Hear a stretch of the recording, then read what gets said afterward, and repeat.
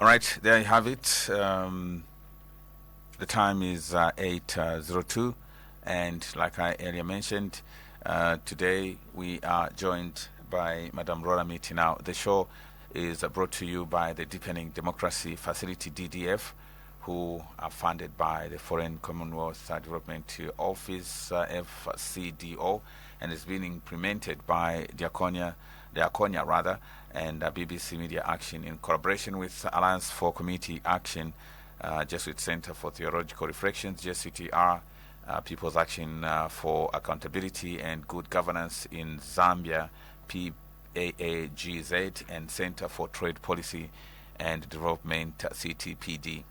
Our guest today is Alliance for Community Action, who are implementing a part of the DDF project in Milanzi and Mazabuka Central.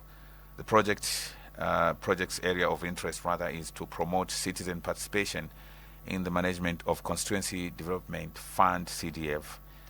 This project aims to implement social accountability methodologies, which is the extent and capacity of citizens to hold the state and service providers accountable and make them responsive to the needs of citizens, using Constituency Development Funds (CDF) as an entry point. So today we are talking specifically about the CDF guidelines of 2022. And to help dive into the conversation, we are joined by Executive Director Ms. Miti from Alliance for Community Action. Good morning, Madam, and welcome. Good morning, and thank you very much. All right, welcome to Mazabuka. It's your first time on radio, eh? Oh, you have been here before. On Mazabuka Radio. It's the first time. Welcome once more to the so sweet much. Town. You have been within for a week or two? Just over a week. Just over a week. It's over a week. Mm-hmm. Okay.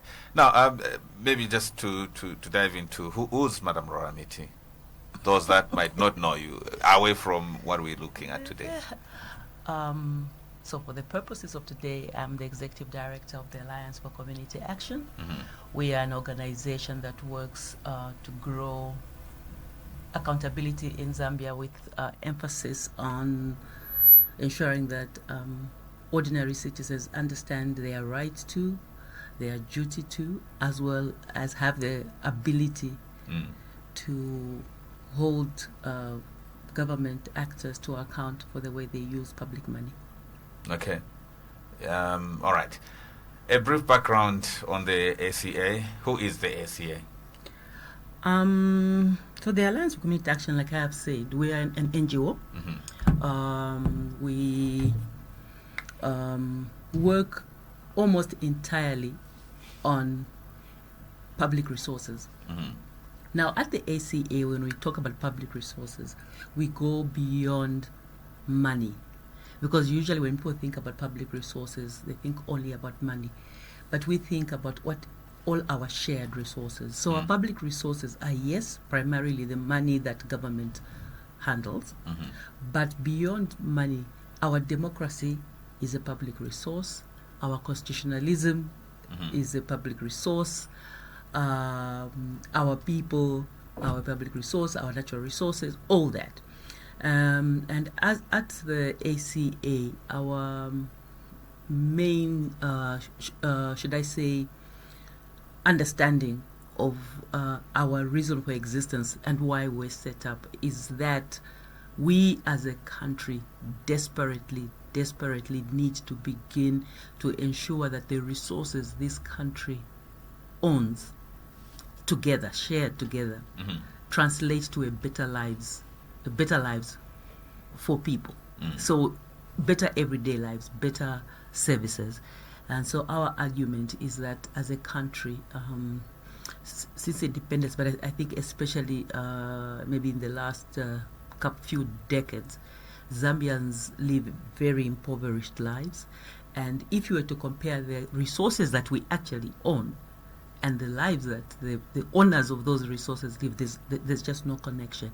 And our argument is that it is because the owners of that money, one, do not know it's theirs, two, are not involved in the way it's managed, and those that manage it act like they are kindly benefactors, like they're doing people a favor. So in the choices that they make, generally choices that are made with public money in Zambia favor a small group or favor no one because the money disappears. So the rich get richer.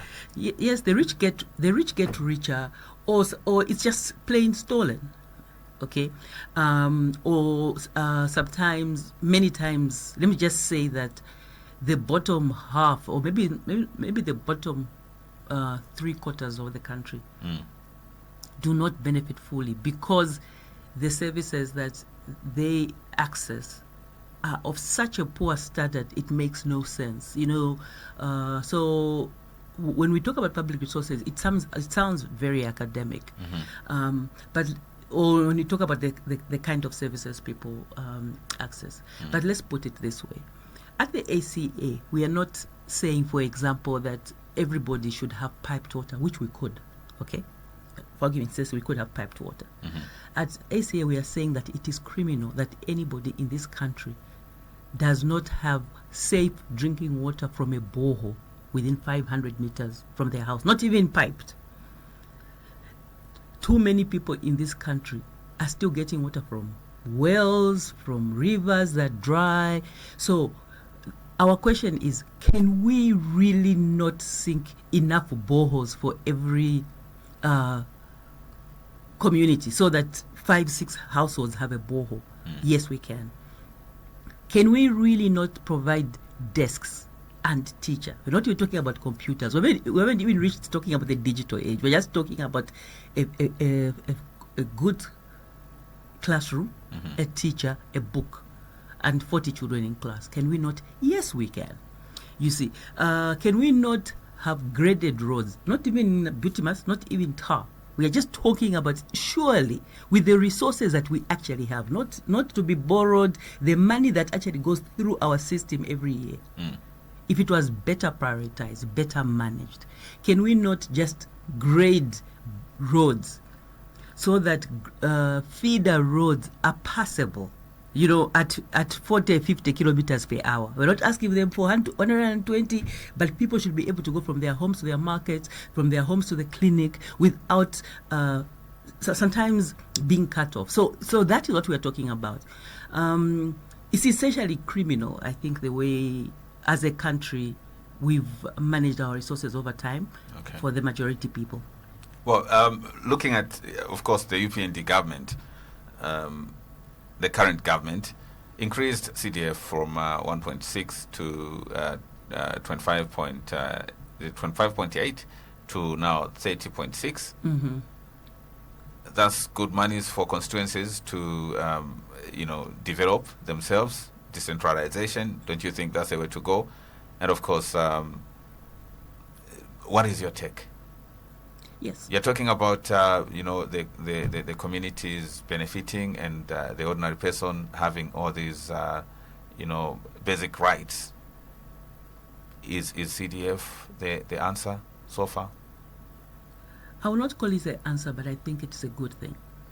All right, so it can't be only CDF because there are certain things that must still be paid for by the central government. So, for example, the link roads between towns to towns, that is the government. The major capital projects like a whole school is government. A whole hospital is still central government.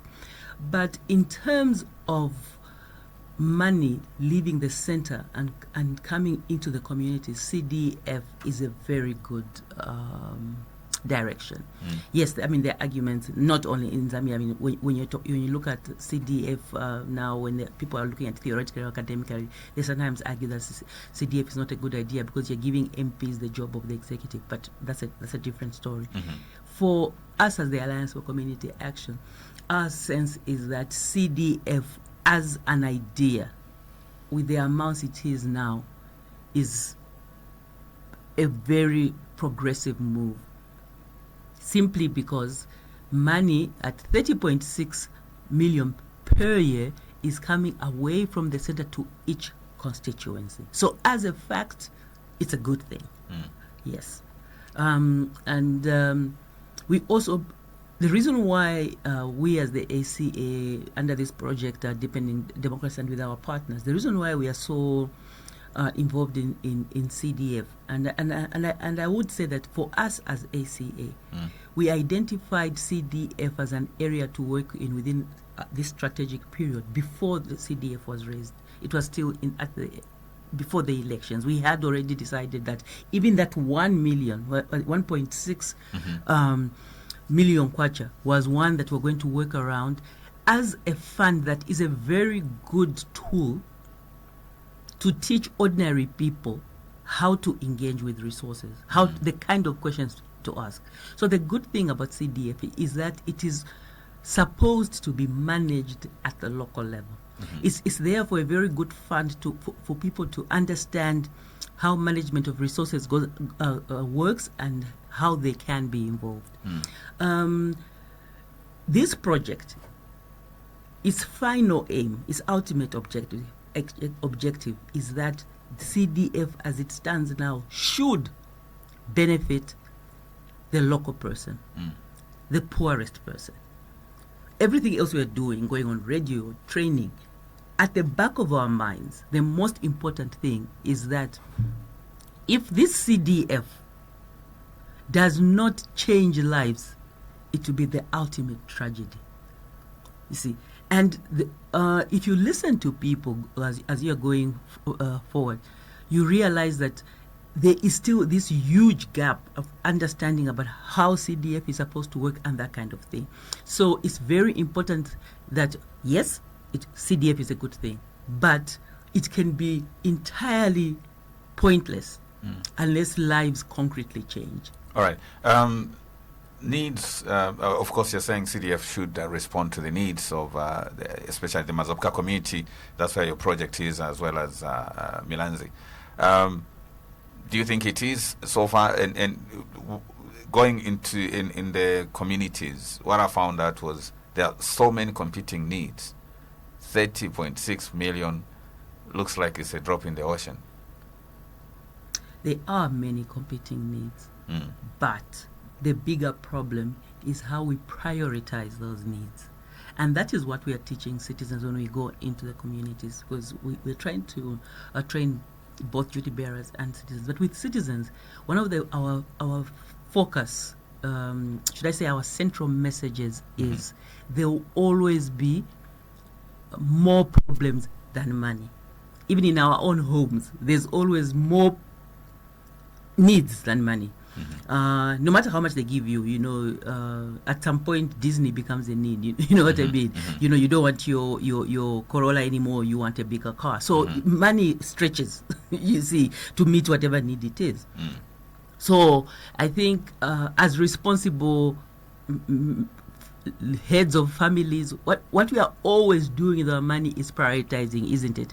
It is rent, it is food, it is this kind of thing. It's the same thing as communities, and that's what we are saying to them across this country.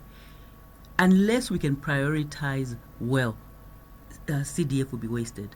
At ACA, we have a concept which we talk about and which I've shared often, called legal waste. Legal waste is where money is spent, no one has stolen it, but in real terms, no one's life has been improved. And legal waste can be poor prioritization. If an area really needs water, and you build a beautiful market stall, that's a problem.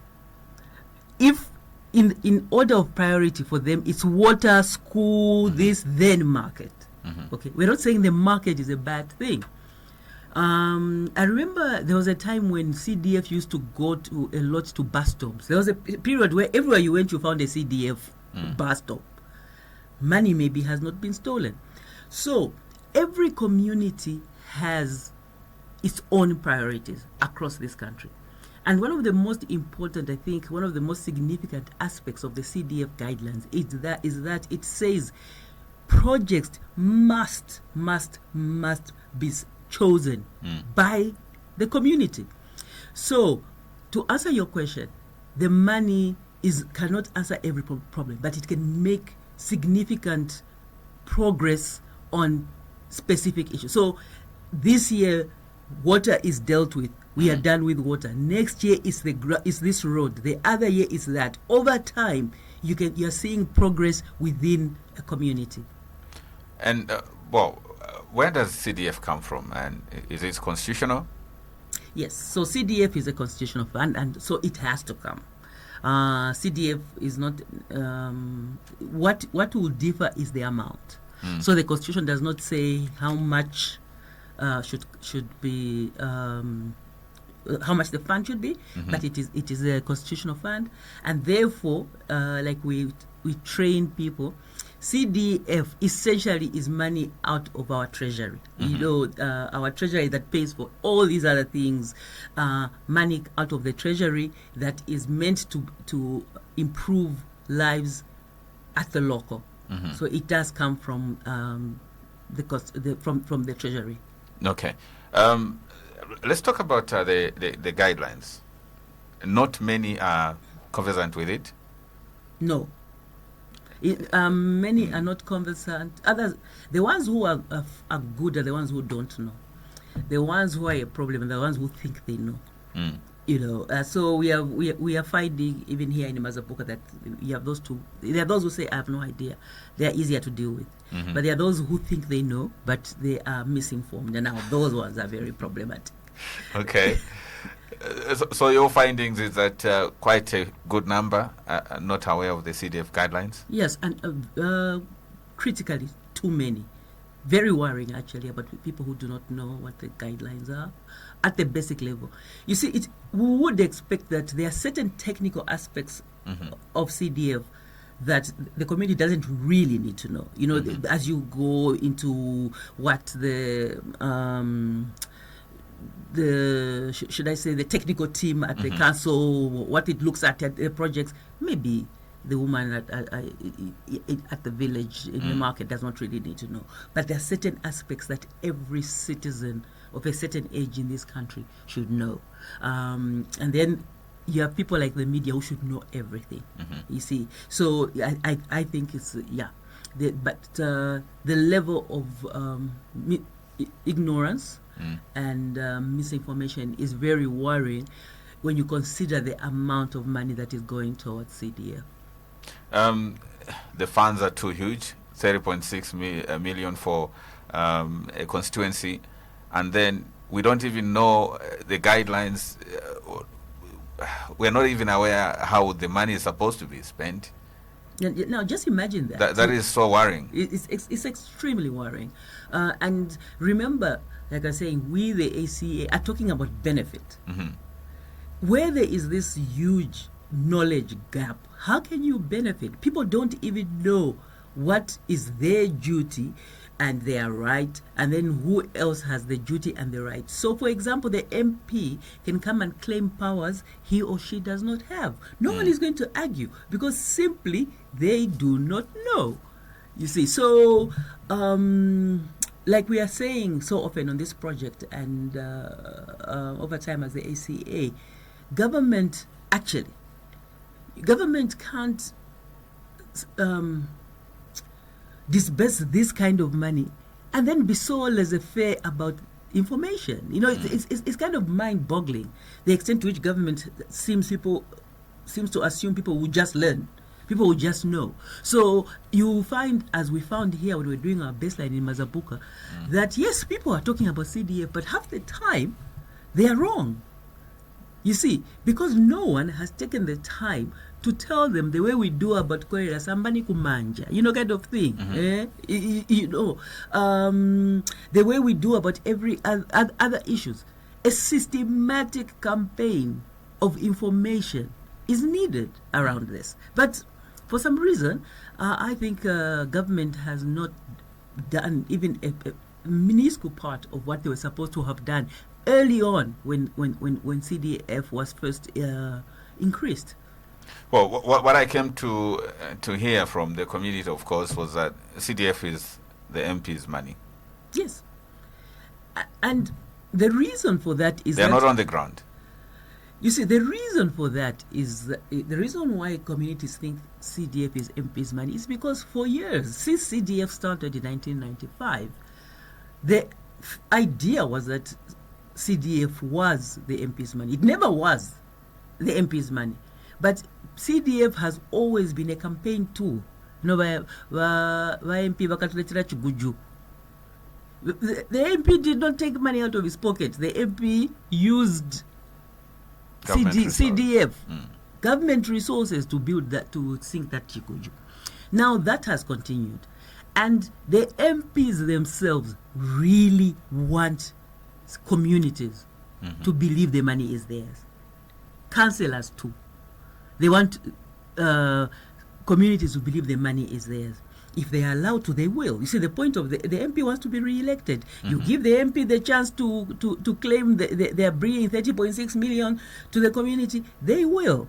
So it's extremely important for government to ensure that citizens understand that this money is coming to them, to the community. Yes, their MP has an important role as member of the CDF committee, maybe to make some decisions. But the MP, according to the current guidelines, has no special power to direct which project is set up. Well, to an extent, he has, underhand. Underhand, yes. But you remember, I'm not talking underhand. So let's, I'll come to the underhand just now. But what I'm saying is, so the letter of the the spirit of the law. So in Zambia generally we have a big problem between the spirit of laws and the letter, which is what the law intends is the spirit of the law. What it writes and what it allows is the letter. And we have a big problem. We write our laws so poorly. So the spirit of the CDF guidelines is that the community itself will decide what it needs most. Then, going upwards, the structures like the WDC, the CDFC, and upwards, it will be a question of picking out of these projects. Therefore, the community needs to be empowered, which is what we're talking about now as ACA, which is what we're trying to do. When we go into the community, by the time we leave, we have taught citizens within, I think it's a 15, 20, you've seen it, 15, 20-minute activity. We've taught them how to prioritize. It's not a very difficult thing, and we've also taught them to understand that when the projects must benefit the whole community, they must be the most important one. So it's not about whether you want a chicken run yourself. If you're choosing a road, which road? It should not be the road passing by the councillor's house. It should be the most important, that kind of thing. That should, you see, you cannot ask people to prioritize without teaching them how to. But the way the CDF guidelines have been written, and I think even to some extent the CDF Act, and the way the MPs want, the MPs, they keep fighting about this issue. They want to get back to the council. They want to get back to the council. They also want to keep control of the CDFC, which ultimately makes the final decisions of which projects will be out of the projects that come from downwards. Presumably, we don't even know whether those projects come from downwards, but they are the ones who make the decision. Now, because the CDF guidelines say of the members of the CDF, the MP is a member. Then the MP himself or herself will also appoint the representative of the NGOs, the representatives of the church. There's, I think, about 5. I can't remember. About 3 or 4. 3 or 4 out of altogether. Yes, 6 or 7 come from. The CDFC comprises of how many members? I know there are. Yes. There are 2 councillors, and then we should have a director engineering there. Yes. There's director engineering. I think there's social. Is it planning?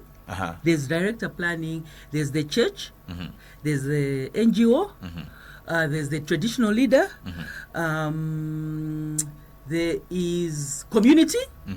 It's almost going to 10. Of those, the MP himself or herself, the NGO, the church, the community member.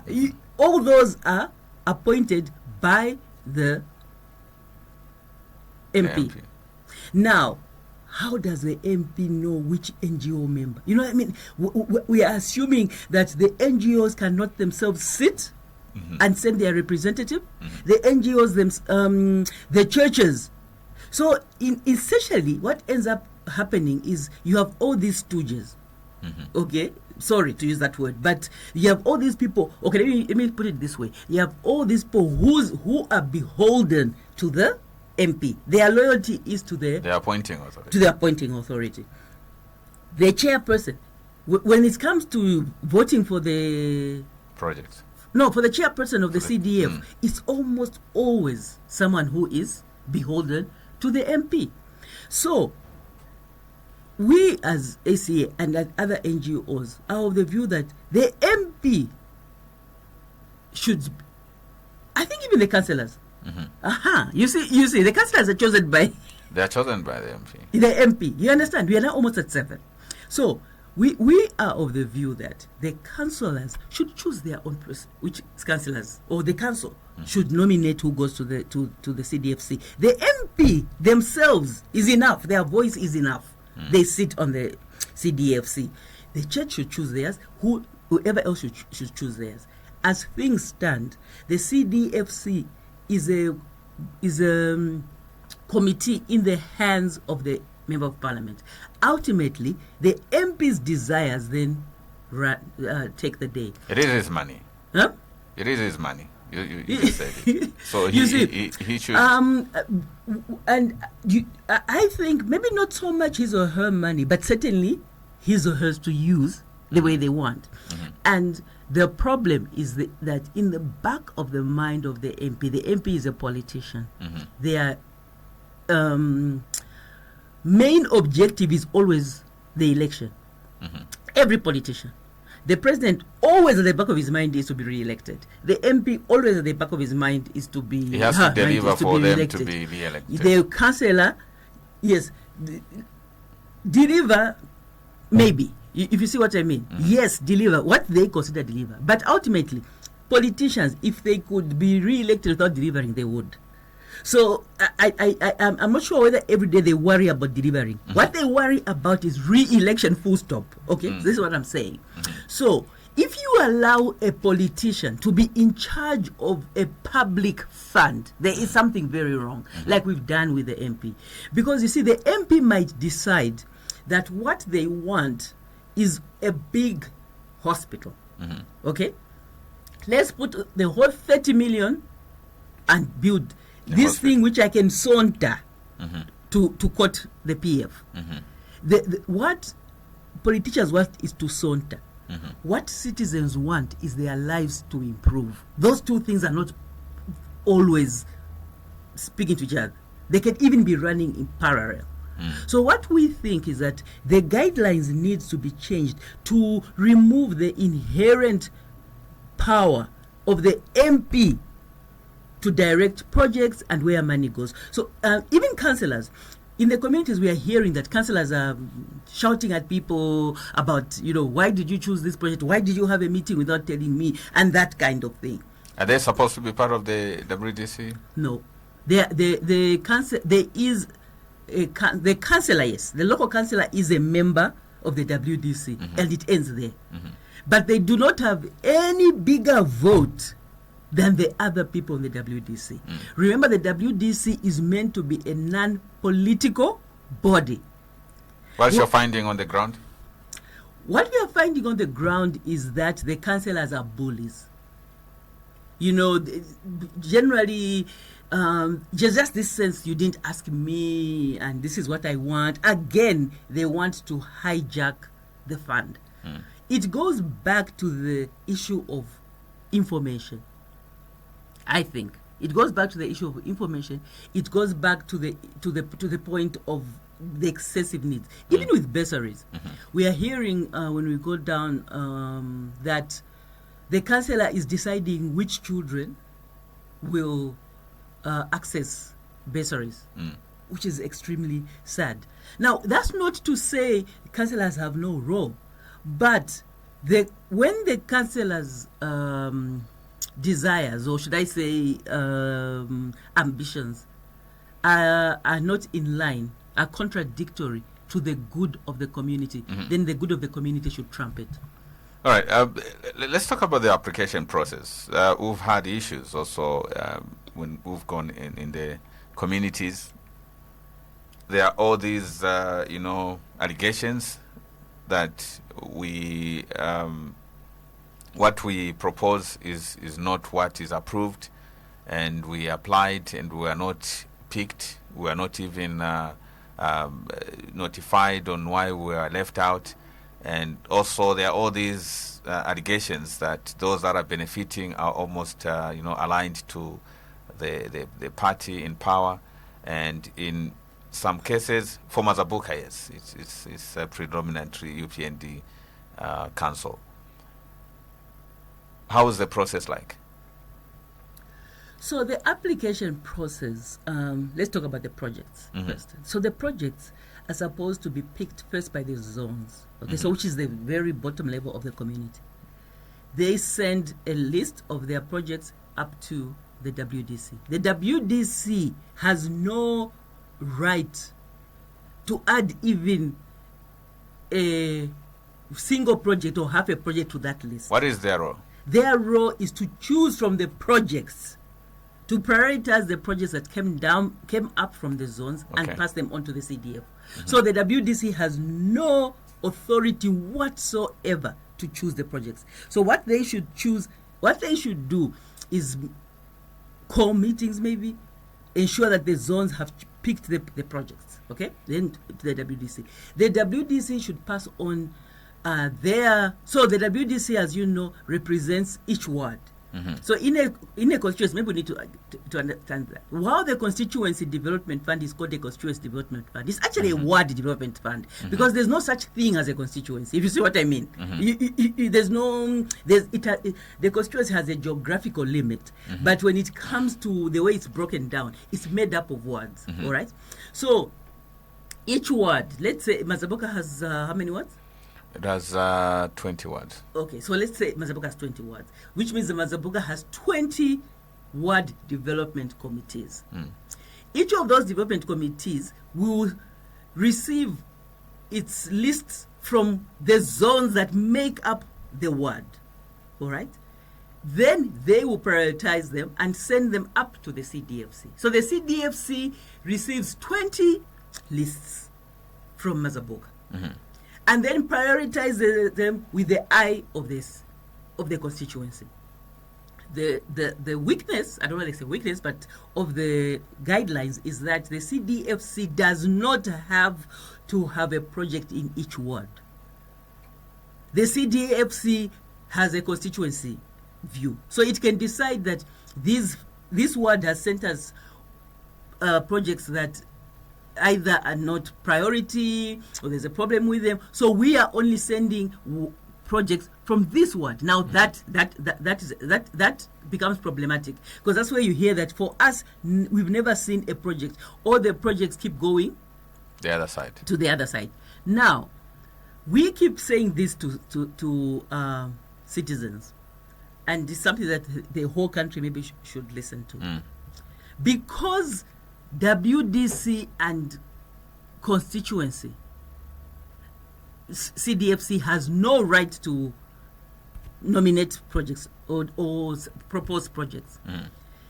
Wisdom starts at the bottom. The guidelines allow wards, WDCs to sit together to pick projects. We have been suggesting that WDCs, if they are wise, should send very few projects to the WDC, having themselves caucused. The zones should also caucus. So you're not sending 20 or 30 projects to the WDC and allowing them, you're giving them a free hand, because they can choose the least important. There's no nothing that stops them.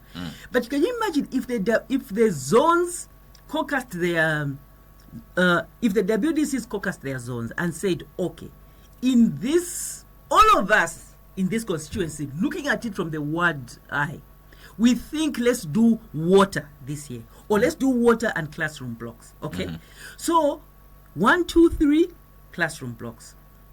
Water here, here, here. That's all we are sending to the CDF. There'll be nothing else but that. The CDF hands are tied because the CDF is not allowed to have anything else. They will have to choose from that which has come from the WDCs. If a project comes down into your community which was not on the list from the WDC, then there's a problem. The project can be stopped and the community can protest because they can say, we did not choose this. So I think it would be very clever if WADS, for example, decided this year we are sorting out water in Mazabuka. And therefore, we want a boho there, a dam there. That's all. CDFC, when they sit, whether they like it or not, what's coming to the community is water. What's coming is schools. But the problem is, what's happening across the country is the CDFC can have 100 projects, coming down from the community, including chickens, this, that, and then in there it gives them the MP, because the CDFC, wherever you go, is made up of elites. We've noticed that. The CDFC is made up of elites, and they are funded. They've even got this swag. When they come into meetings, very sorry, but a very arrogant. Arrogant. Yes. No, arrogant. They look down on WDCs. Even when you're talking to them, you ask them, why don't you give the WDCs a little bit of your admin? No, the law doesn't say that. Has the law prevented you? It hasn't. Allow the WDC to do a bit of monitoring. But they are aligned to the MP and they tend to be a little arrogant right across the country wherever we've gone. They look down on those at the bottom. We think that it is important that this is somehow changed so that the needs of the community. You are saying the zones and the WDCs should caucus. What I found out is there are very few meetings, especially at zone level and at WDC level. And so for them to meet and, discuss and choose maybe 2-3 projects becomes a bit of a problem because they rarely meet. And also the issue is it's everything you do needs money. What? You need, obviously, for stationery, you need to, come on. Move that's such a Zambian psyche. And that is where the problem is. It's true that people are not meeting. Let me tell you, the reason they don't meet is they don't know the money is theirs. They don't know. They really do not believe that this money can change their lives. Believe me, if you go to that community and tell them that there's going to be 10,000 kwacha, even 20,000 kwacha shared among households, they will meet. They will walk. Even at 02? Even at 02. So, this psyche we have that we need to be paid to improve our own lives is a problem. The reason that communities and the whole Zambia is allowing, not only, is failing to hold meetings, to come to gatherings which make decisions for the community, is they actually do not know the extent to which that money will improve their lives. Because if a clinic is built, your life has changed. If a road is tarred, your life has changed. If a school is built, your child who might have fallen pregnant in grade 8 has now gone all the way to grade 12, and from then on, generations going down have improved.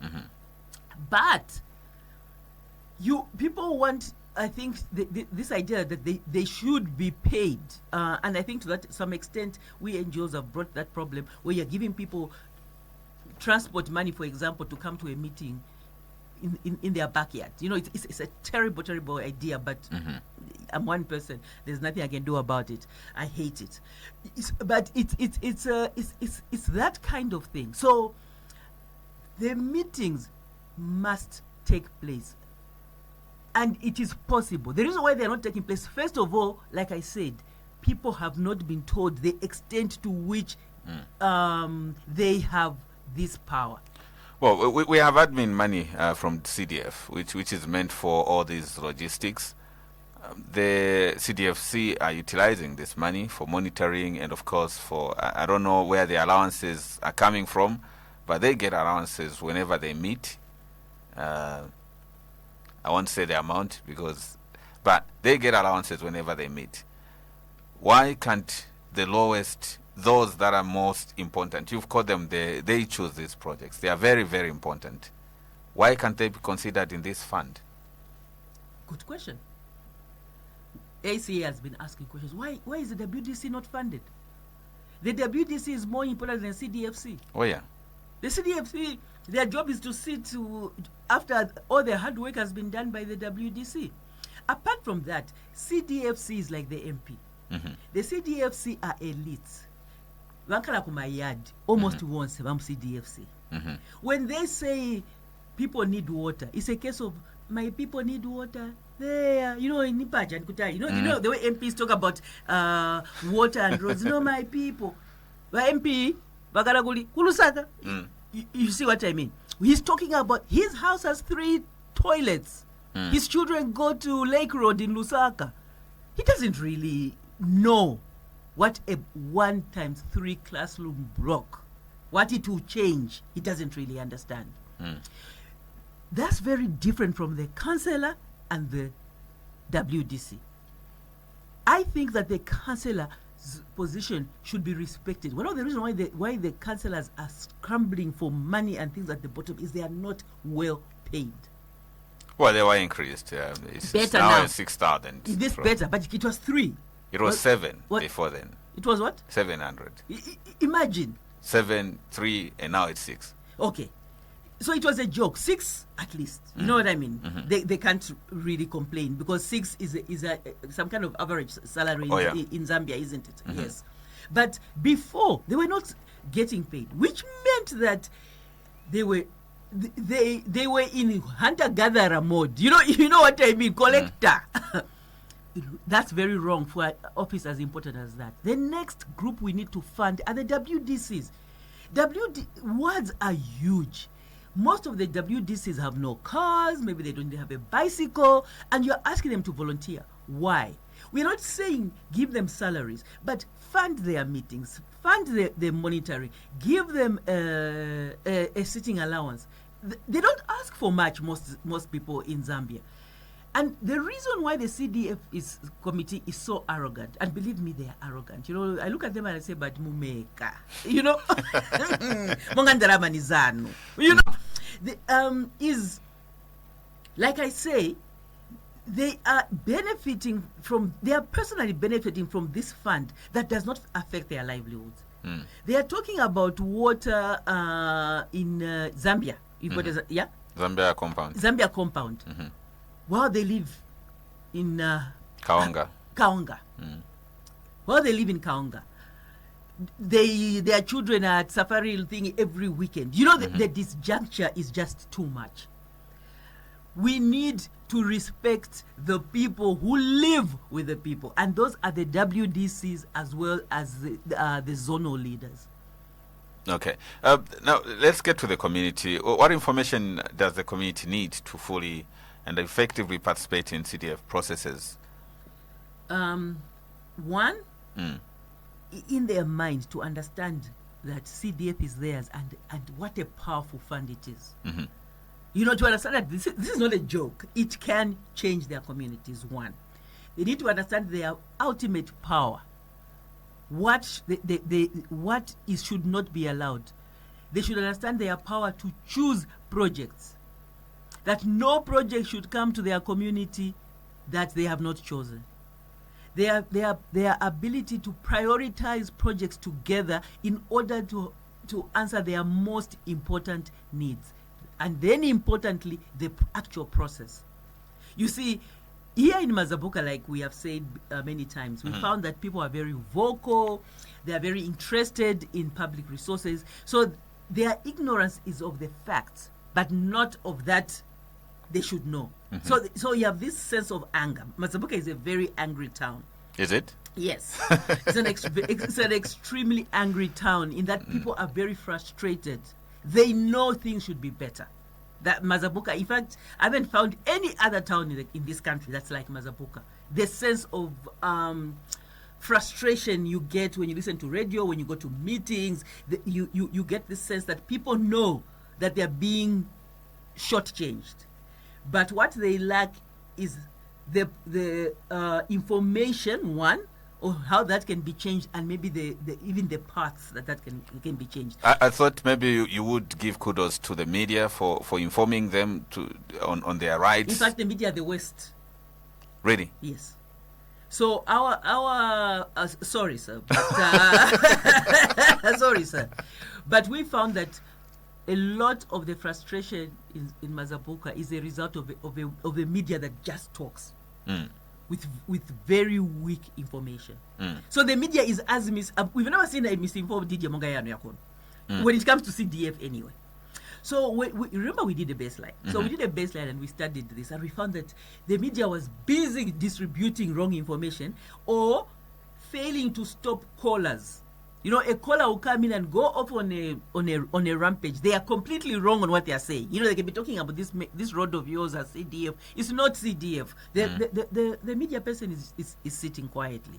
They can be talking about how maybe the town clerk maybe stole money. The town clerk does not touch CDF. If you see what I mean, even if she wanted to, she can't steal CDF.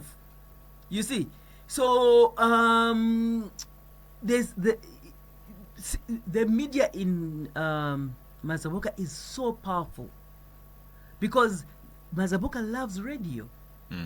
Mazabuka just loves radio. At this point, I'm sure I'm being listened to by more people than I would be in any other town. You see, I'm talking as a proportion of the population in the town. But the media is therefore should be a lot more sober. You know, it should be a lot more almost. What's the word? Fear. I'm struggling to find what the word. But your approach to your work should be almost that one of a doctor or a pastor. Although our pastor is Muzache, but you know, it's you should have that approach because the people of Mazabuka listen to you. Well, so when you misinform them, that same day the whole town will be talking on the wrong information. The issue that we found is when you curtail, you're talking of stopping callers from misleading the public. You curtail them, they will start calling you names. Will you die? I mean, no, we've grown a thick skin, but exactly. the issue is there's a way of curtailing. There's a way in which even at the end you say what that person said. The fact is this: the one who chooses the project is the WDC. It's not the councillor. Full stop. You have corrected what the person who said things wrongly has done. So your duty first of all is to understand the guidelines. What we found is the media itself did not understand the guidelines when we came. I'm happy the MP personally gave me the guideline. I think I'm the only one here. I was privileged. Yes, yes, but you don't need to be given. They are online. Well, I have a hard copy. Yes, but they are online. Okay, so what you're saying is that the media really needs to totally understand the guidelines, one, and every change. When there's an SI, when there's a memo, when this kind of thing, the media should always be on top of these things so that they can inform the public.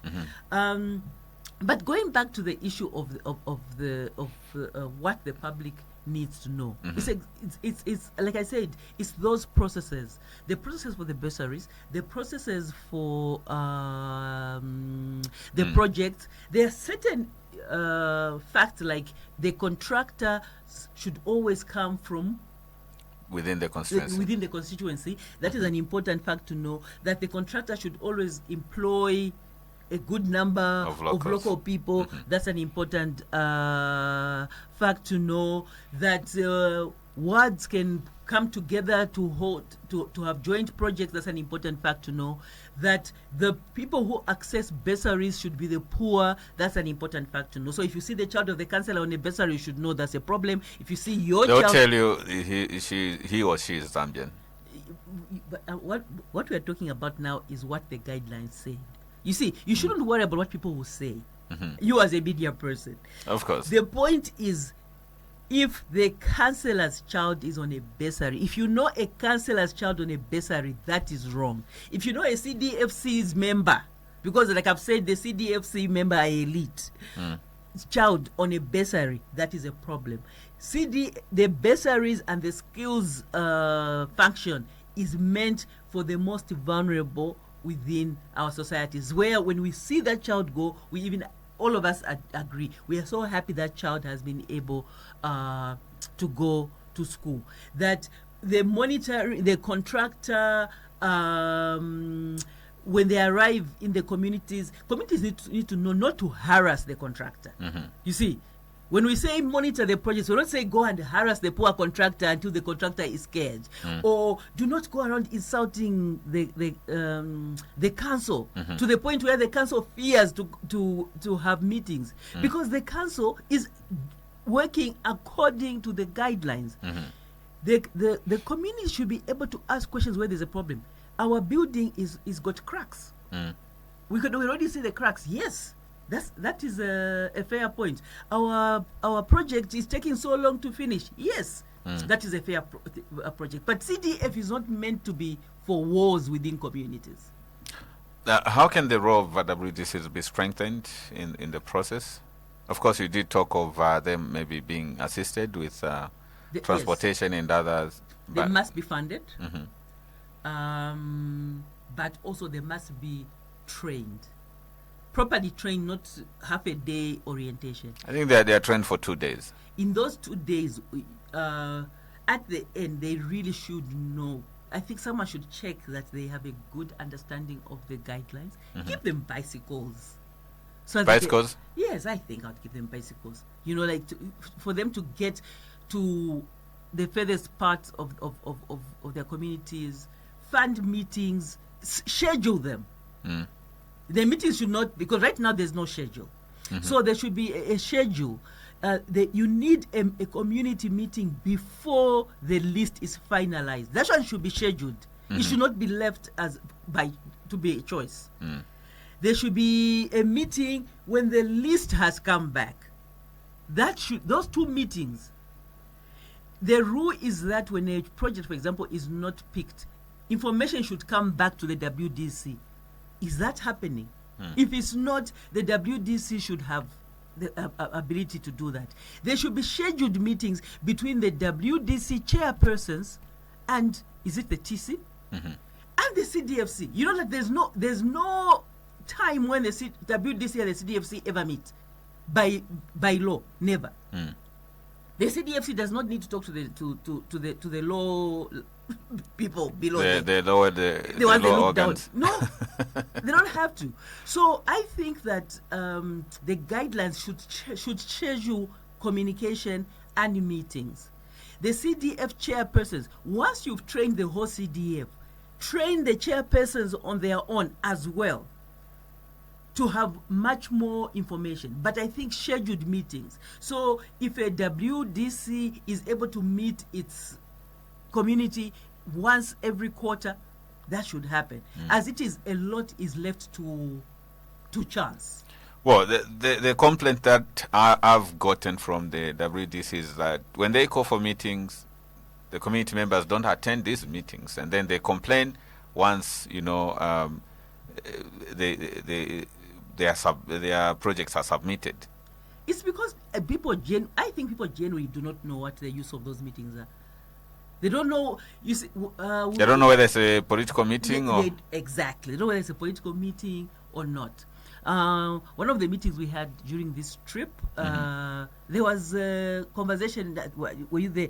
Yes, I was. You know, that conversation about whether there are projects in the community or not. The community was saying no, there aren't. The WC was saying there are. And I think there was a question of water. No, that water pipe. But the people said no, we don't know. We didn't know that that water pipe came from CDF. From CDF. That's a big problem. It's a very big problem if communities do not even know when the project finally arrives. And how are they going to own up and maybe? Yes. How are they going to know how they're going to protect it and that kind of thing? Which is why we're saying that there should be scheduled meetings. Over time, I think the culture will grow. You know, the same culture we have of going to church to listen to the papa and that kind of thing. People go because they believe they'll get rich or they'll go to heaven. I don't know what it is. But you don't go to papas. No, I don't go to papas. But you see, what I'm saying is why our church is full. Listening to papas that are probably lying to them is because the community believes they'll get something. No, the reason communities are not coming to meetings is they do not know that there will be any benefit, or they have not seen the benefit of those meetings. So that needs to change. If at every meeting, at the end of the meeting, you are giving out forms to those who need them, community members are struggling to find forms. They are being told that for you to get a form, you must have an acceptance at college. That's not true. So if at the meeting there is forms being given out, there's feedback on this project you chose has not gone through, but this one has gone through, it's at this stage. No, this clinic has not been built because the Attorney General still has to give authority. Communities do not even know that. In fact, many people do not know that there's a certain threshold above which the Attorney General has to give authority. So the process can go right through. But until the Attorney General has given authority, that project can't start. Meanwhile, in the communities, the people will be unhappy and they'll be saying our project has been ignored. So the flow of information is very poor. What I found out is that for Mazabuka, that is, WDCs, most of them are comprised of politically affiliated individuals, and so people know who's who. They see them campaigning when it's general elections, by-election. So they are chosen as WDCs. They call for meetings. If they belong to the other camp, are they going to go for that meeting?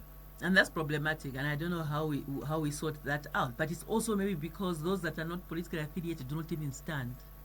Because there's the understanding that these are political functions. Maybe over time that also can change, because I think historically there used to be area committees. I remember before they were WDCs, and they've always been hijacked by the ruling party.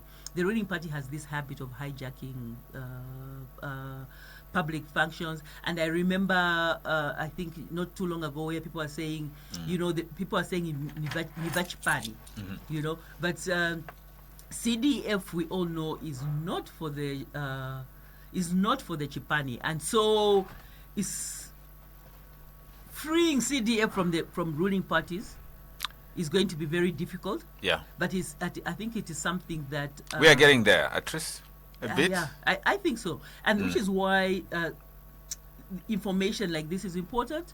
And like we keep saying, the ACA is doing this. We have JCTR. I think that I keep emphasizing this. We need a once-off corner-to-corner information campaign for the country. Corner-to-corner, radio, public meetings, TV, churches, everywhere. People need to understand CDF. All right, dear listener, we'll open the phone lines just to pick just a few questions and maybe a few concerns or rather contributions with Madam Miti, Rora, and of course, as we were aware to the cause, what could be the potential impact of CDF once managed and utilized effectively within communities? It's to be huge. Yesterday, because we've been doing social audits, looking at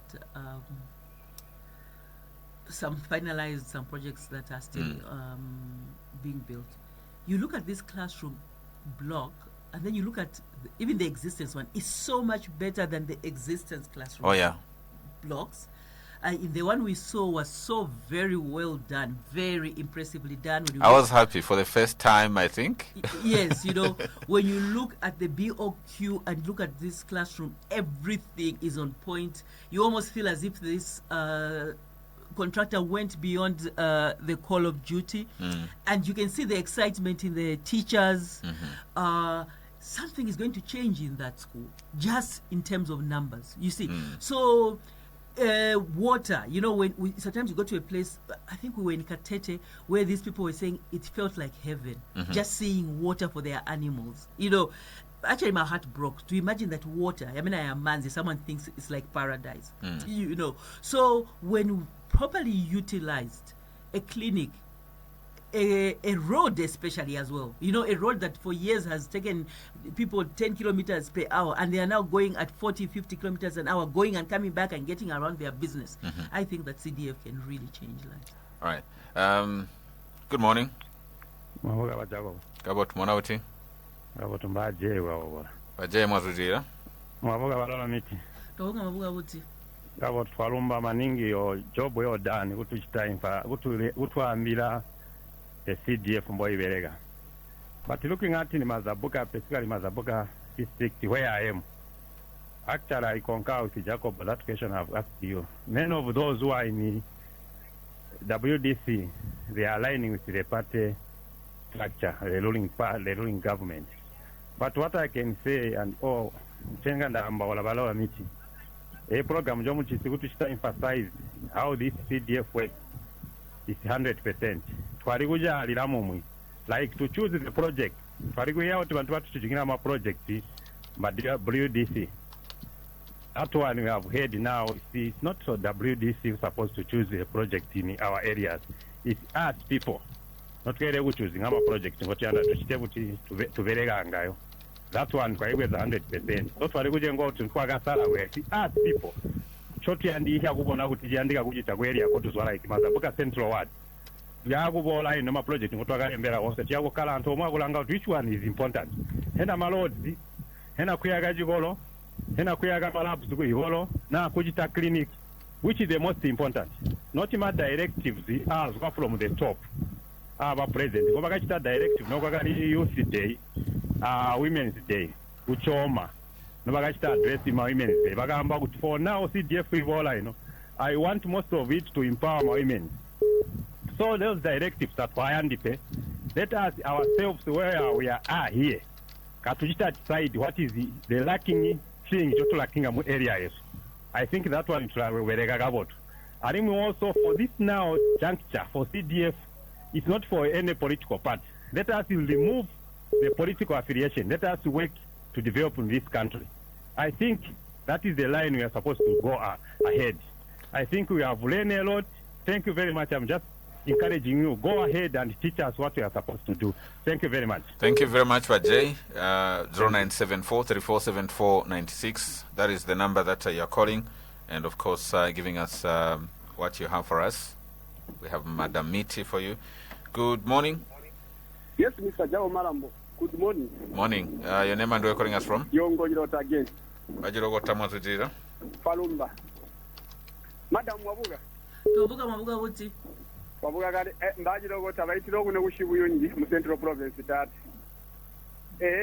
Usanguna andisangune ndilombe busongo buzoli ina babatumbu baberega muri mwe gusa datatupe ule mu kujuno. Bagoga bali buti tubone mbani. Mbulimbu bamba na mutu chitana mutu sangana jindinzi. Ne wotata kujita bwa honto wota ndibone bo kuti mbo. Bichani bo. She's the Executive Director for Alliance for Community Action. Okay. All right. Thank you.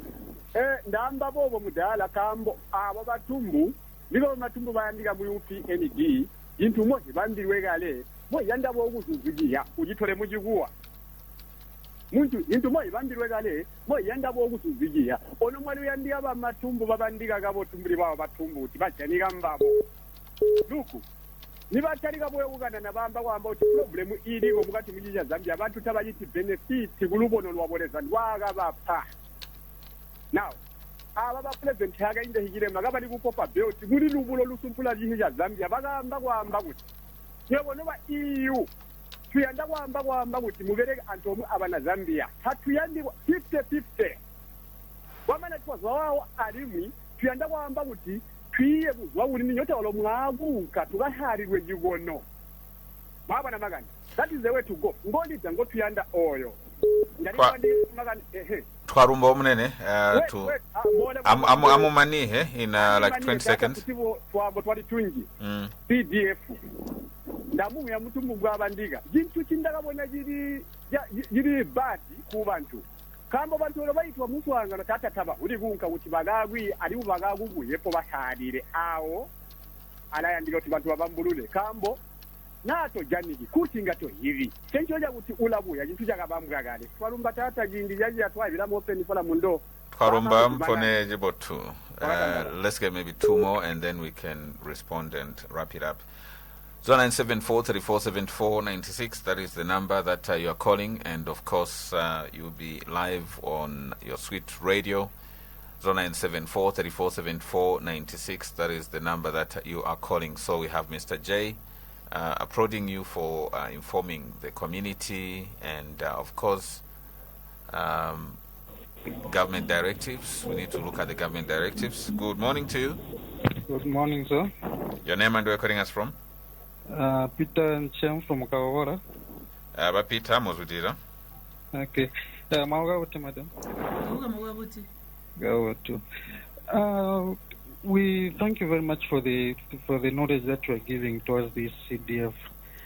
Initially, you talked about Menda. As you know, the government preaches about access to water and right.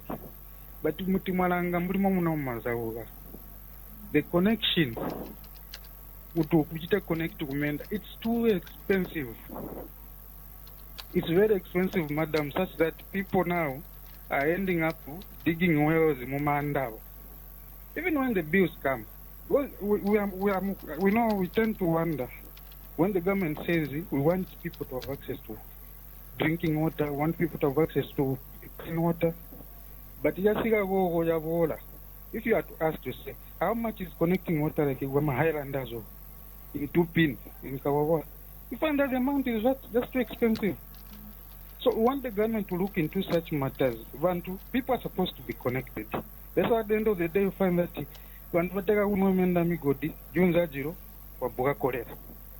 so you being the person of a high standing out there, we want you to help us address it, take such kind of information so that people are given such kind of priorities. And then on the other hand, when it comes to the things like Marot, here in Mazabuka, if there's one thing that people have been crying for very much, like you had to say, the bank never starts, it's about the roads. Now I have a road downtown which looks to be better, but go deep down, Magatomu, it's something else. No? So people should be able to prioritize. We are now 3 years down the line in Mazabuka with UPND, which we voted for. But they've procured Magredaz, Bagala. They are not even working. They are packed there at the council. There's nothing that is being done. So, when are these things going to be done? Then when it comes again, the last thing, if you allow me, in the markets. If there is a way, this is the CDF, at the end of the day, it becomes something like a political. Where women, most of the women, they struggle through the markets. And accessing these government monies, most of these women who are suffering, they've got no knowledge of how to access the funds. But in the market, it's more they go to the market and the like. There should be a way in which the funds should be given to those people. Unlike whereby everybody has these microfinancial institutions which are giving them money at expensive rates. We're talking of market booster loans, like Mugabo. People applied, but I don't know how many years now. It is 3 years. There is nothing like anything that has come forward. Thank you very much, Peter. 0974347496. That is the number that you are calling and giving us your contribution. Good morning. Morning, Mr. Jacob. Yeah, Mazabuka. Mazabuka batayisoni yini muhayila so. Amuzuzane. Abo bathumbu babandika kabotho. Ayandika uthi mubandoyo kababandika biyabonse bathi kababona TV. Hambo kuli himwe into itutahi ba Jacobo oloma kansela hibatahi. Bahamba kuti bamwibantu bahikuti mala CDF ngajiphanibo bamwi ba campaigning hila mala CDF is true kamola oti kansela ataka boho lamba no mudandaula ndaga mwethela boho kuti ulibika kuti ayamali ngaku campaigning ha ani ayamali ngamuntu uli wonse ino bantu kibatyo mpaji mwikintu kindakabona bamalambo kuma meetings yaba WD saba muri ku Highland kuya from 2021 bala calling ama meetings bantu bambo te amupyetire maboho zali 5 no from 2021 kuli boho yomwe which means they have caused the scrounging bantu balalwana kulwana hainde so kuyimikihana kuti uteke miyendeliza uli number set which means balombi bageta problem ukuthi bantu kabalwana what people thought they will be given is total opposite mwaita request maboho zali 5 kuti kwajite kata bantu batapenga imenda beta boyomwe ubabo yabalamba nenge malaga janika. So when you call for the meeting next time they will say why should we go there if they are bringing total opposite of what we suggest apart from these the projects which they impose. So it has contributed also when people request for a dam, bring them a dam, not a canal. A spoon is a spoon, it's not a shovel. So want to watch your party or okay beta jimbi. Twarumba, and we have 4 gents. I was hoping to get a female voice. I'll extend it further. These are Uriva Mama Banda Utuma, Amtutumine, so that you interact with your fellow woman here. If it's a man, I'm going to cut you. Good morning. Don't cut me. Jacob.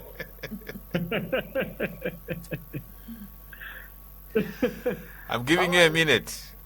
Oh, thank you. Dr. Manza himself. Go ahead. Calling you direct from Hatembo family. Hey, my friend Miti, how are you? I'm very well, thanks. How are you? You know me very well. In the first place, I like a few points. My points are minimum chaya ngati chabe namvela WDC bafunika kufola.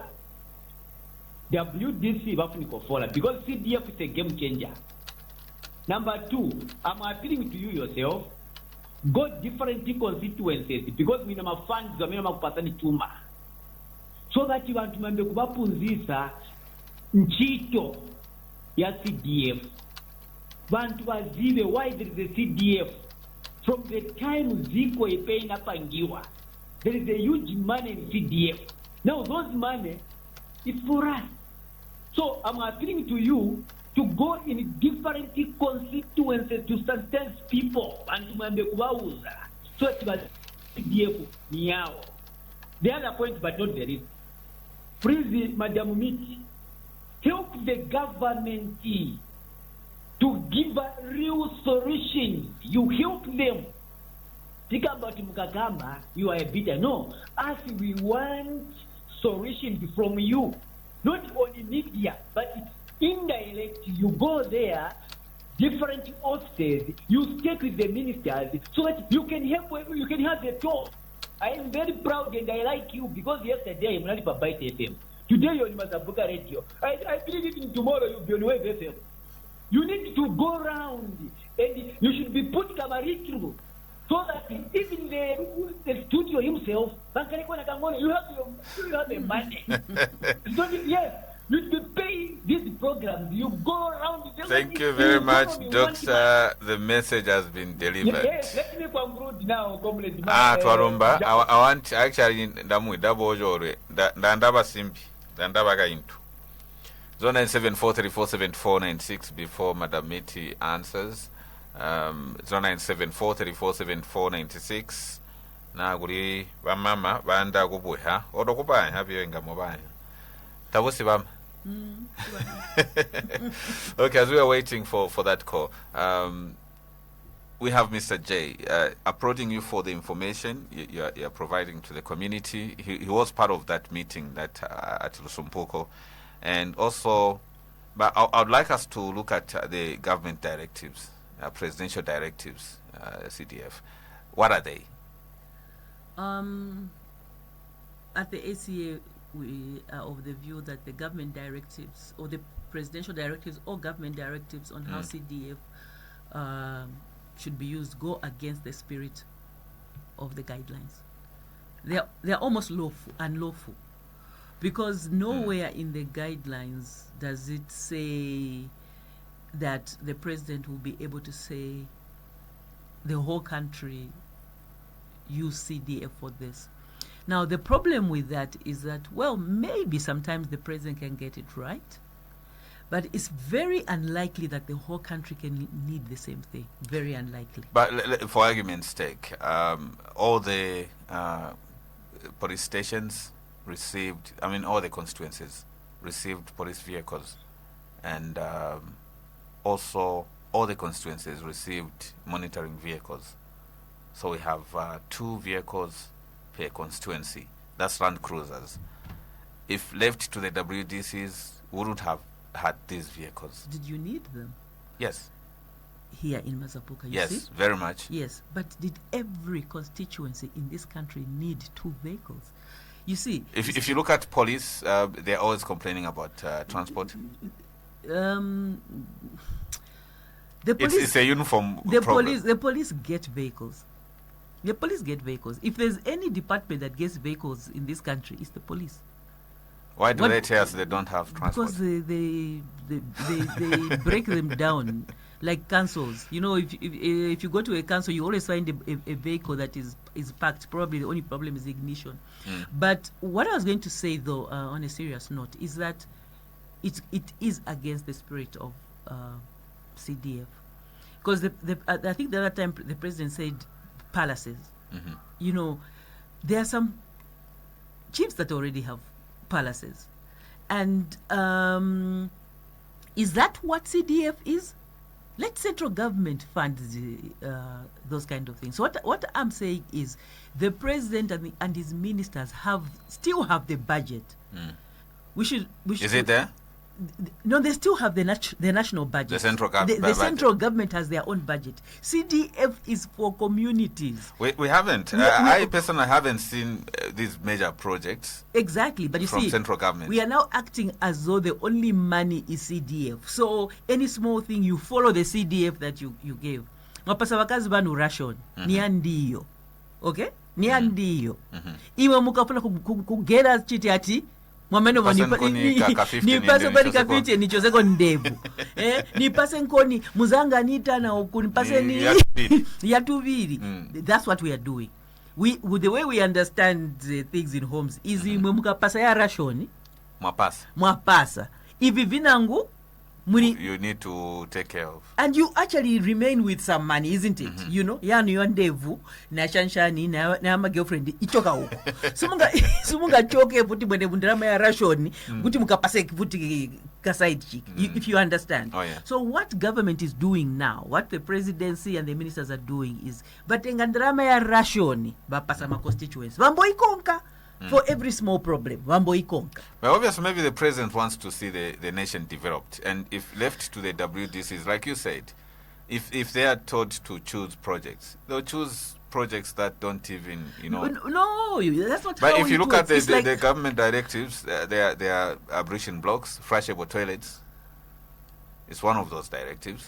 What we are saying is the directive must be subjected to the prioritization process of the local. Give the directive, but engage the people. And that's what we are saying, that train the people. Zambians are not dumb. We act as if people you have denied information are just genetically unable to make decisions. They can make decisions. Give them the information. Give them the information. These same people that we act like they can't think are the ones who vote you into office. When Zambians decide to remove a government from office, we all do it together. You know, you find Zambia saying, no, democracy is bad, the poor.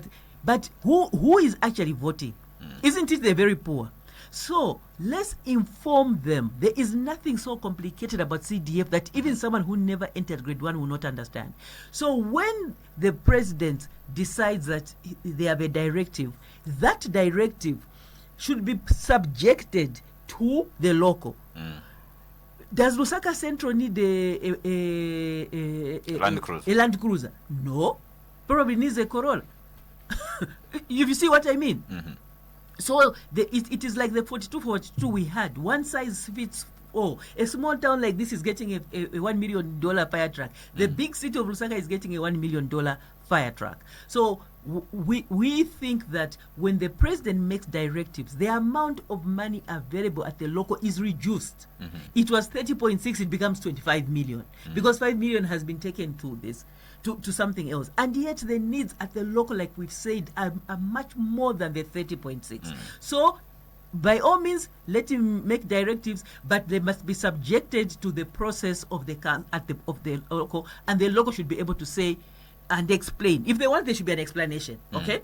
And have this process where Mazabuka has said, no, maybe not flashable right now, it's roads. Every meeting you go to in Mazabuka is about roads. Every meeting is about roads. We have 7 pieces of... So we hear. But we have? Yes. No, I know that you do, because last time we came here. But what I'm saying is, the point is, in Mazabuka, people want roads first, maybe then water. In Zambia, there's crime. I can even tell you the list, because we've been through, we've stayed in this town and we've talked to people. So if I'm wrong, you can tell me. There are areas where they're saying Majanki you have to vote. But across, it's roads. Then there's the issue of water. In Magoye, there are dams and that kind of thing. You know, the issue of dams and deep tanks are big. You know, a person who wants a deep tank or a dam, to them, maybe they might even be willing to walk 5 kilometers to the school. So when the big thing they need is the dam or water. So with these directives, we believe should be subjected to the local. And what? Yes, go on. Mr. Chilokota is saying you should be in government. You have brilliant minds.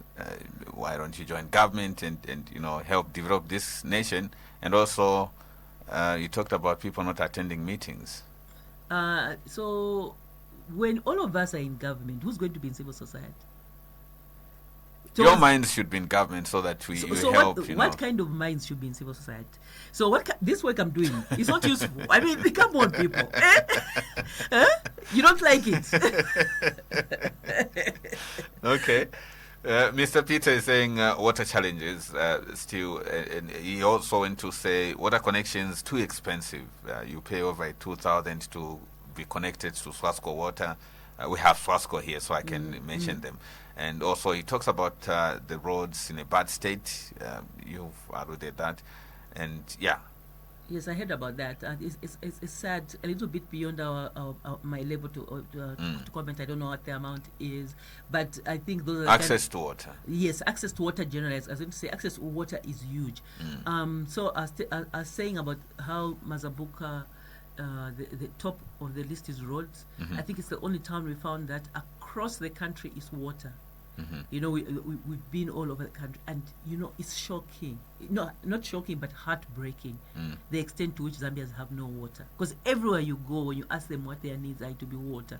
Others are walking so many kilometers. The others are sharing water with animals. And like we said, a country with this number of rivers of fresh water, that should not be true.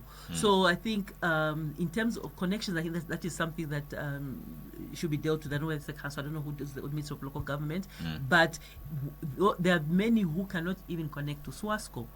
We are not saying pipe water, put clean boreholes, even in Chiguju. As long, if there are 5 Chigujus in an area, people are not fighting over one borehole, and it's very sad to see people waking up, even in Lusaka, you have people waking up at 3 in the morning to be at the top of the queue. Vajavantota are fighting others, kind of thing. So we have a big problem with water. Okay. Access to water. Of course, now we are having mechanized boreholes, and CDF really is supposed to be a game changer. We have seen quite a number of mechanized boreholes, like the one obviously at Kawanga Secondary. We should be going there obviously today. Then you can see obviously that's a welcome move, and of course a step in the right direction. Yeah, Mr. Trison is saying there's information gap, and WDC meeting submissions are not implemented. It's discouraging the community from attending these meetings. You meet, you submit, we want this, and you are given something else. We hope that can improve. And I think it will improve when more members of the community have information that it is their right and their duty, that it's not the duty of the WDC, or the WDC does not have the authority to pick projects. We are hoping that we are already 3 years down into this CDF, but that over time, these teething problems really need to end. Okay. Mr. Mainza finally is saying WDCs should be on allowances. Extend the project to other constituencies. You're only in 2 constituencies? For now, we are in 2. But, ACA would love to go, and we've been saying this ourselves in the office, that, it would be so nice, not ourselves only because we are one organization, but a consortium of civil societies giving the same message right across the country, every single constituency, and if possible, ward meetings, just the information campaign. It's the need is huge. We hope it can happen. I doubt that there's any organization that can afford it, because, as you know, we are funded by donors, usually very short term. For example, now we are in Mazabuka. We probably would like to stay here for another year or 2 and see the work go forward. The next thing you are writing another proposal, you are in Mansa. It's not in your hands. Okay. Government can deal with that, because if government put out a once-off fund that said go across the country, this organization will stay in this area for 2 years, this organization in this area for 2 years, that would be able to be done, and you not having to chop around like we usually do. Okay. But we do hope that what the little we do is helpful. As we wrap it up, what change do you hope to see at the end of this project? For Mazabuka, we really hope that the information levels will have improved, and that the relationship between the town and its council will also be a little more healthy, but ultimately that will translate to improved projects and improved lives for the people of Mazabuka. Okay. Dear listener, we had Madam Rora Miti, Alliance for Community Action Executive Director, in the studios. Thank you very much for listening, and stay tuned.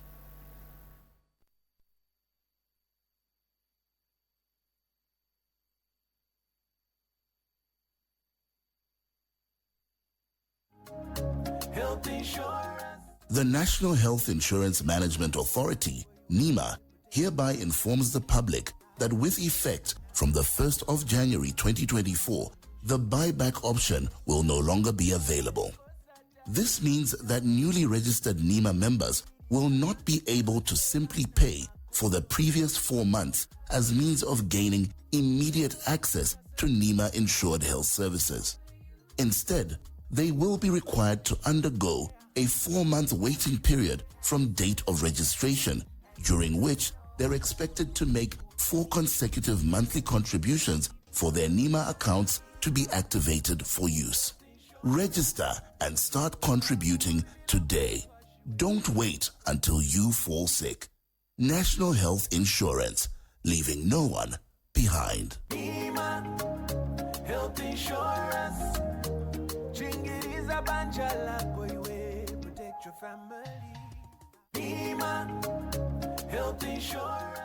Iba National Health Insurance Management Authority NEMA vaivya vanamalaya ikuti kutalikira mu 1 January 2024 valehajanza ija kupadele dali mwi imyezi yalo ili kushule alya ajindi mpona na mulirembya amba kuti na mwalembeha akutalika NEMA kumwezi wa inda tamukazumigwi ikupadele da imyezi iliyonea kushule ikupanenzela yakuchikoha ikujana ya mpona busirisi ikupereha NEMA mbumamani nabuyo ikulirembya lino mulikako mwelede kulindira ikwa myezi yone kuzwa chindi na mwalirembya kumane muchiyindichiya ichakulindiramu eti kuti kamubatire dekale kwa myezi yone lyalonomwe yakusumikwa ikupereka nima yeno muyibatela amulilembya kuthalika ikubatela isono muthalindire kuti mpaka mukachiswe phe National Health Insurance ikutasiya munthu nabo omwe muhule Health insurance. Protect your family. Nima. Health insurance. What the removal of the buyback option means for NEMA members. NEMA kindly wishes to inform self-employed members in the informal sector that the buyback option will no longer be available with effect from 1st of January 2024. Hence, NEMA members whose accounts will be deactivated for not contributing as required won't be allowed to simply pay for the previous 4 months as means of gaining immediate access to NEMA insured health services. This means that if a member defaults on contributions for 2 or more months, their NEMA account will be deactivated, and to reactivate it, they will need to pay all outstanding arrears and undergo a 2-month waiting period, during which they are to pay 2 consecutive monthly contributions. We therefore encourage NEMA members to be consistent and up to date with their monthly payments. Pay on time.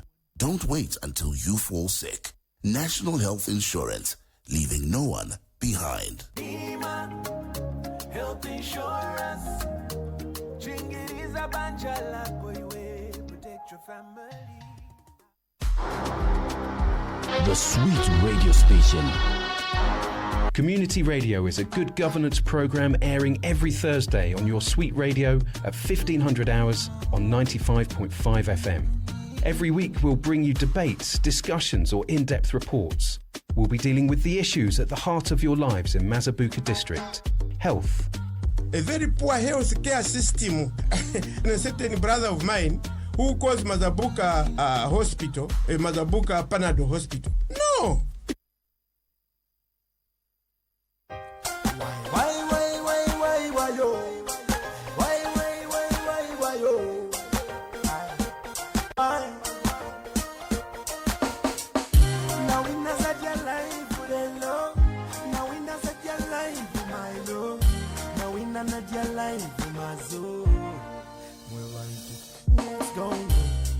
A beautiful morning once more, and welcome. And like I earlier promised, I'm back, and I'm back to give you tickets to tomorrow's Danny Kaya's show.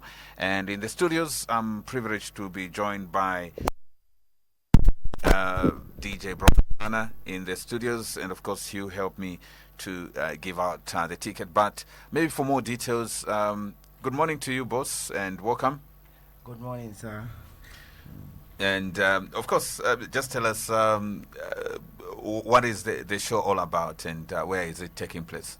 The show is all about Mazabuka, to have live music, and it will be at Abivis Gardens. Yeah, Abivis Gardens is east side, somewhere from my east side, this side. So it will be fire will be there, fire will be burning. Yeah, it will be Zangalashima activity. Oh yeah. Talking about Danny, this is the second time he's coming here. What did people miss last time out? Yeah, okay. So far so good. My show is successful, and we want this one to be more bigger. Waja wesipenze ko bonse waja wakati join hapa. Kai wanadanda ora west na yones na shitebwana na zive, so hapa tufuna kuti bonse wazive. Yeah. All right, so now you know it is on tomorrow. What time do we start? The earlier the better. Let me say, like playing music, I'll start maybe 14 going there. But then maybe we'll be starting performing maybe 20 or 19 hours. I'm not sure of that, but between that time.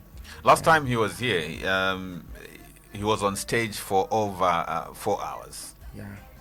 And it's very different from other musicians. They come and they just sing for 30 minutes and they are out. Yeah. This time, last time when he was there, ndiye number kuyenda wamusiya pa stage. That's a good part of Danny. Performs, make sure once wamvera mushe live music. You know how live music is. It's nice. Live in Vekabwin. Yeah. Of course, we're talking about live music. And just now, we're giving you tickets. We have tickets that we're going to give 2 lucky females and as well as 2 lucky gents. So call me just now on 0974 3474 96. We'll start with the ladies. The first call that we are getting, the first 2 tickets we're giving out, will be given out to the ladies. So if you are a lady and you want to win yourself a ticket, time is now. You call 0974 3474 96. As we are waiting for that call, let's see if we can. This is what will be happening tomorrow. Why, yo? Why, yo? And of course, that.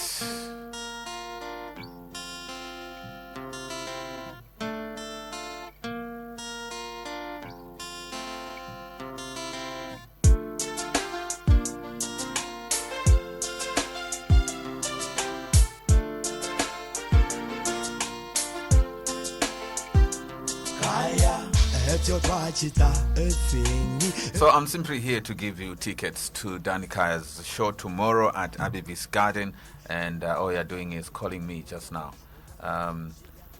Good morning. Good morning. How are you? How are you? Good. Who are we talking to? I'm talking to Namkolo. Namkolo. Where are you calling us from? Nakambala. Namkolo, I have a DJ Bronsana for you. You can ask her a question. If she gets it, then she gets a ticket. Okay, mami, mwaka bwino? Bwino mwaka bwino. Mwaka mushe.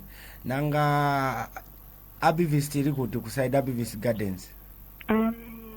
Across Panjanji side. Okay.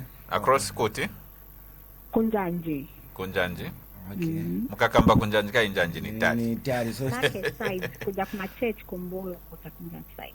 Okay, mami. Okay. All right. So you call 0966. Hold on. 0966 71 3370. 3370. Yes, after the show, so that we'll give you direction. We'll tell you what to do to get the ticket. No, thank you. All right. So 1 ticket gone, just like that. Wawina ticket aba, and she will enjoy live music. Yeah. Live in Veka Bwino Mdala. Wama live. Uri mwema mvekera. Kaini shui tamba pa screen. Direct. Good morning to you. Morning, how are you? Vamuna. Okay, we can give Vakazi na Vamuna. Who are we talking to? Vatraison within Mazabuka. Vatraisoni. Mnatamba mashows andinywe? Tatutambi kitagagabega festival munene. Oh. And of course we'll talk about security on the other side. But we have DJ Bronsana for you. Yeah, so Mr. Trison, mwabuga wuti? Mwabuga blulu. Mwabuga swewo. Ono ndakubuya. Mwakaibona show ya Dani te? Mwakaona kuma bana? Show ya Dani guli blulu. Gardens. Okay, maybe the first time I do that. Okay. Nezofuna ufunza kuti nanga ma tickets yaenda pazingati. Another question. We haven't given them that. Of course, we haven't given you the more details on the tickets and how much they are being paid at. But being the first time you want to watch this show, we'll give you the ticket. 0966 Maremba. 0966713370. Oh, thank you. So Mlatuma after the show, then we'll tell you what to do. All right, boss. So let's give more details. How much are the tickets going at? So there is ordinary is 80 kwacha, then VIP is 250, then paget 100 kwacha. So lelo I'm sure nzapita munigulisa ya 80 kwacha mkombo ni mwamene so bari ko serious bewa wafuna maticket nzankala nipita munigulisa ya 80 kwacha na 250, then paget ni 100 kwacha VIP. So the area the better. Okay. And then he raised the concern of junkies and security. The securities are variable. I'm sure we have cops. Part of security will be there. Imangara problem ni ja kuti pakachoka paja poenda kunyumba. That's when they get attacked. Not kuti kungalira mukati muja. But the best way you can do transportation is nice. So better oromubwera kuja ka taxi kari pafupi so that mwaenda moshi. Transportation is very dipewa macha attack maningi pochoka not mukati. Yeah, because I've attended the shows, Your Maps, Danikaya, and of course the other one was for Amayenge and Naba Benangu. Security inside is okay. Yeah. There are no fights where they are flying bottles. No such incidences happen there. Yeah. And you are very safe. The vehicles are very safe. Yeah. There's no safety outside, not that I've encountered from the interactions that I've had there. So you are very much safe if you have transport like he mentioned to take you back home, because mashozi yamasiranta bwanjikucha. Like when I'm done, it should be zero number. So you can't walk on foot. You need to either ask your friend to tag along or something like that. But I'm here to give you tickets. And of course, the information has been given. Danny is live on stage tomorrow at Abivis Garden, and tickets are going at 80 kwacha, and also na 250 monga FM. Some of us tumafuna kunkala kujawa kuti timwera hapo na mwera hapo. Muposhana na kuposhana boy Danny. Uliche boy. That is VIP for you. So I've given out two. I'm giving out two more. 0974 347496. That is the number that you are calling. So make sure wasakugwiren shishita, because I do know that police officers have been patrolling Mazabuka district and bagwira ngati mwambo end after 22 hours. So as you come, please ensure that you also look at your transportation going back. Na hii nyimbo na emve zalira maningi yashishita. That is something else. Okay, I've never done it was my first time to watch live show. Ninamaliza nalizirako baso, but live inanigwira kumtima. It was nice, it was epic. Ero na waja guys wake waja. Those guys fire band. Guys. Very bad. Yeah. Very bad. Everyone was impressed. Yeah. Kuri mashozi ya kutumwaenda bantu bango manje drama zatu zaenda chana, but kuja banatasha bantu. And I know this time it will even be more nice. Yeah. All right, 0974347496 nipasa ma tickets niende 9 and pekanye 0974347496. You call me and we'll give you a ticket just now to Danikaya's show tomorrow. Here we go. Good morning. Good morning. Your name and where you're calling us from? I'm Christopher, calling from Mazabuka. Christopher. Yes. Pali venita kamba hapa. Ma tickets yaenda pazingati? Ya 80 na ya 250 VIP, then ordinary 80. Okay. Then by the gate 100. Pali security takamba kwa bwanja. Pali security magamba, there will be tight security around, and everyone who comes through will be highly secured. All right. Sure. Mnamba mweze mwairemba papena kamba? Sina iremba. 0966. Just a moment. 0966 0966 71 71, yes. 3370. 3370. Yeah. Okay, thanks. All right, Zigomo. Let's get another lady now. One more lady, and we wrap it up. This is one of the songs that is going to be playing.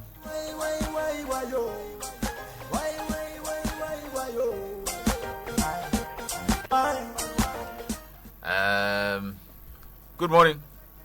Good morning. I want a female. Sorry, I have to let you go.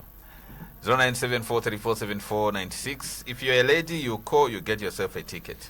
In fact, there will be also guys. They will be coming from Lusaka. So they will be also part of us, but enjoy. So, but they want us. They want me to play before dance starts to perform. Because I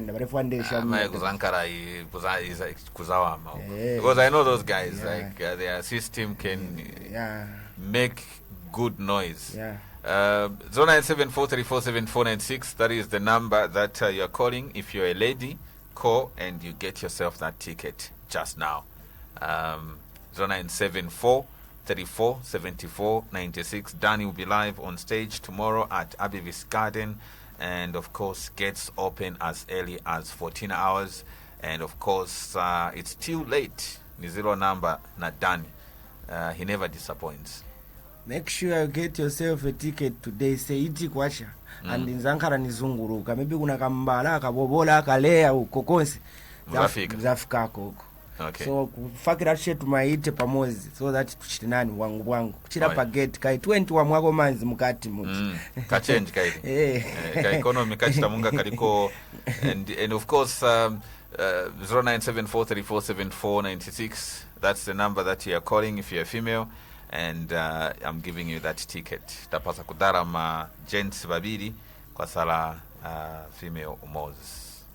So why should people come to the show tomorrow? Mr. Marambo. They just have to come in numbers. It will be a first experience what to Mazabuka it will be nice. All right, looks like the females are sleeping. I'll keep my ticket for now, and I'll give it later in the day. And so tomorrow, once more, it could show how much and what time. Okay, the show, it will be happening at Abivist Gardens, and the area is better. You can come between 14 or 12 if you want. You buy yourself a ticket, you get inside, so that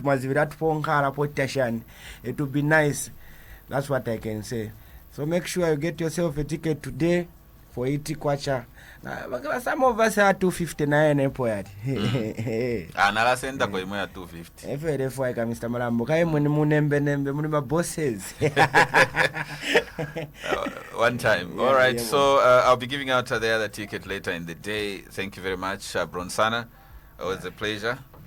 I also say thank you for inviting me, sir. All right. Sure. All right. So we've given out 3. One more will be given out later in the day. But for now, see you at Abivis Gardens tomorrow as Danny Live, Danny Kaya, Danny Masiku Yonse, Danny Shishita, Danny whatever you can call him. He just produced hits that have stayed a test of time.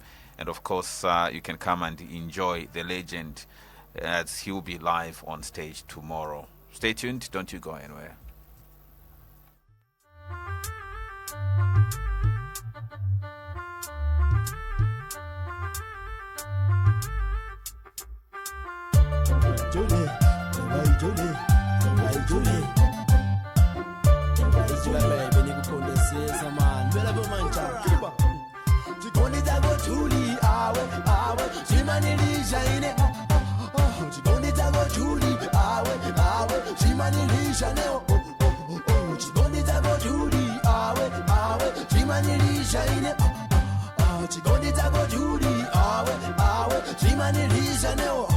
I say ukabwela kukuyangana chape ni mambela mutima wanga ati pum pum pum ukani posha mumanja yanga gazi yanga mutupi yanga yonse ni wa ukani hugging ulokani squeezing amama ne homendo ni nje natubibwe cha chibwela bokangi wokamba manje nayamba ati ju chigodi tako Julie awe chimanilisha ine chigodi tako Julie awe chimanilisha neo chigodi tako Julie awe chimanilisha ine chigodi tako Julie awe chimanilisha neo aizo uni madabwa nikakukumya mochabe kupema kuchinja ukanigwila wamboni filinga ma sisi zima yenda ti wa ukani hagi ulukani squeezing amama neo mengo ni nje chibwi chabwela bokangi bokamba smanje nayamba